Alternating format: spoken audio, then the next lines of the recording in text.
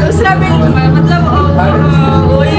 वही सामने वाला बिल्डिंग क्या बोलते हैं अब मैं भी भूल गई अभी बंगाली देखो इन लोग के चलते मतलब वो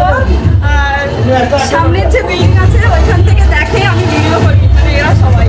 তো কি ভালো দেখো কিউট কিউট বাচ্চা ये क्लास में टॉपर है ये भी टॉपर है आप भी चलो पीछे वाले भी अच्छा सब अच्छे हैं তো সবাইকে নিয়ে এখন আমরা গণপতি শুরু করছি তাই তোমরা অবশ্যই দেখো কিন্তু খুব ভালো লাগবে তোমাদের চলো